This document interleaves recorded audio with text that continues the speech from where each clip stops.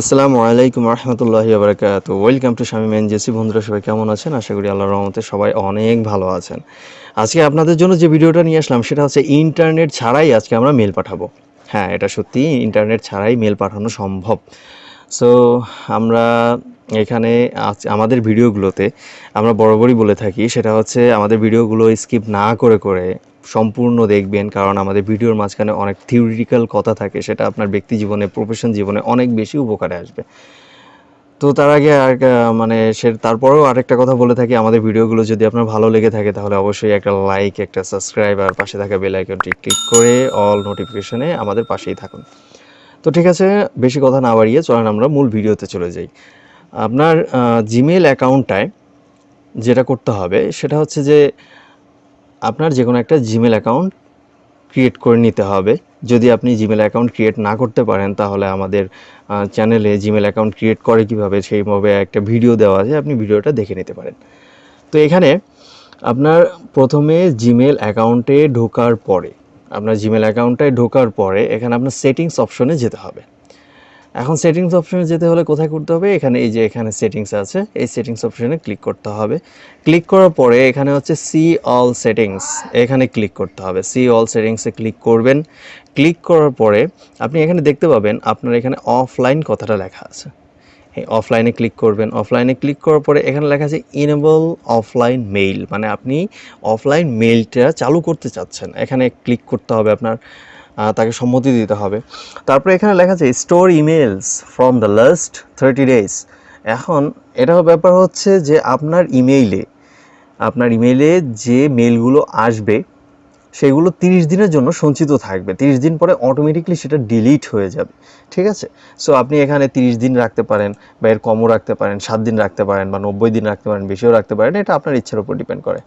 দেন আসেন, এখানে হচ্ছে after logging out of my Google account, মানে আপনার এই গুগল অ্যাকাউন্টটা যখন আপনি লগ আউট করবেন তারপরে কি হবে।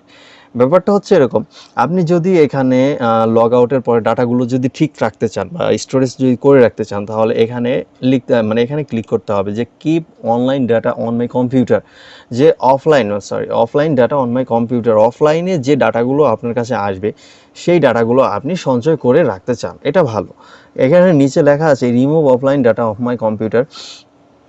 এখানে ব্যাপারটা হচ্ছে এরকম যে যখন আপনি কম্পিউটার মানে আপনার ইমেলটা মানে জিমেলটাতে নতুন করে আবার লগ ইন করবেন, তখন দেখা যাচ্ছে যে আপনার লগ ইন করার পরে ডাটাগুলো রিকভার হতে বা রিমুভ হতে 1 ঘন্টার মতো সময় নেবে, বা এটা একটু ঝামেলার মতো মনে হচ্ছে আমার কাছে।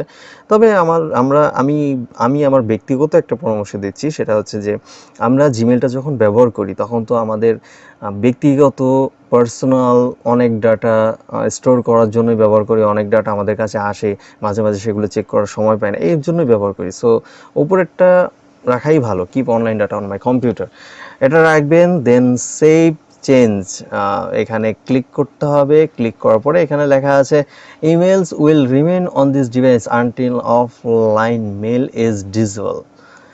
আপনি যখন অফলাইন মেল করবেন তখন অফলাইন আর not recommended for share videos, এটা হচ্ছে যে শেয়ার ডিভাইস, আপনি যদি কোনো ডিভাইস শেয়ার করতে চান সেই ক্ষেত্রে অফলাইন গ্রান্টেড করবে না এটা। আচ্ছা ঠিক আছে, সেটা পরবর্তীতে বুঝে নেওয়া যাবে। যদি কেউ না বুঝে থাকেন আমাকে কমেন্ট করবেন, ইনশাল্লাহ কমেন্ট বক্সে আমি অ্যান্সারটা দিয়ে দিব। তো এখানে গট ইট হয়ে গেল আমাদের অফলাইনে কিভাবে আমরা জিমেল করব সেভাবে। দেখেন আপনার নতুন একটা জিমেইল আবার ওপেন হচ্ছে, এটা হচ্ছে আপনার অফলাইন জিমেল। ঠিক আছে? এখন এই অফলাইন জিমেলের জন্য আমাদের যখন নেট থাকে তখন তো আমরা অনলাইন করে থাকি, যখন অফলাইন থাকে তখন অফলাইন। এখানে লেখা আছে create a bookmark for offline access. আপনি অফলাইনের জন্য একটা আলাদা করে অ্যাক্সেস তৈরি করে রাখবেন। সেটার জন্য কি করতে হবে আপনার? এখানে লেখা আছে দেখেন, Ctrl+D, আপনি কন্ট্রোল এবং ডি চাপ দিবেন, তাহলে দেখেন এখানে লেখা হয়ে গেছে। এখানে আমি একটু নামটা লিখে দিই, offline Gmail. Okay, done, got it. এখন দেখেন এখানে আমার লেখা আছে অফলাইন জিমেইল, আমি এটাতে ওপেন করলাম। ওপেন করার পরবর্তীতে আমার কম্পিউটারে এখানে দেখা যাচ্ছে এটা নেটওয়ার্ক আছে, মানে আমার ওয়াইফাই লাইনটা আছে। এখন আমি এই ওয়াইফাই লাইনটা ডিসকানেক্ট করে দিব আপনাদেরকে দেখানোর জন্য।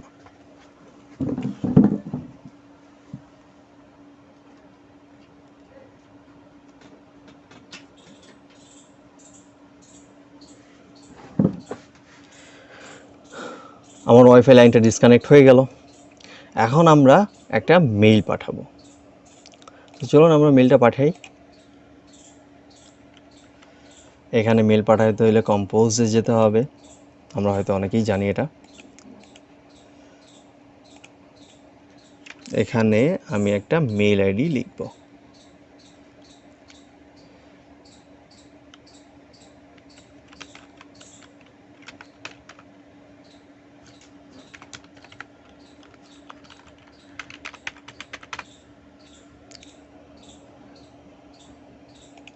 সাবজেক্ট নাথিং দিয়ে দিলাম, হাই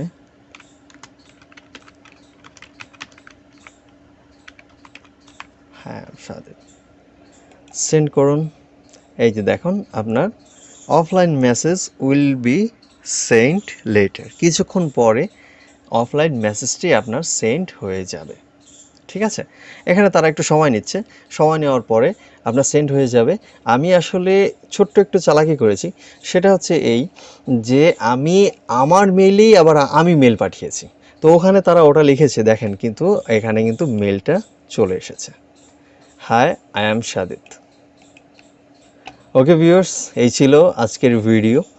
সো অফলাইনে কিভাবে মেইল পাঠানো যায় বা মেইল শেয়ার করা যায়, এই মেইলটায় আপনি যে কোনো কিছু শেয়ার করতে পারবেন। আপনি ডকুমেন্টস পাঠাইতে পারবেন, আপনি শুধুমাত্র ভিডিও অডিও এগুলো আপনার সেন্ড হবে না, কিন্তু আপনি যে কোনো ডকুমেন্টস, আপনার যে কোনো লেখা, রিটেন সাইট, এগুলো সব কিছুই আপনি সেন্ড করতে পারবেন, কোনো প্রবলেম নাই। একদম ইজি এবং ফ্রিলি আপনি এই কাজটা করতে পারবেন।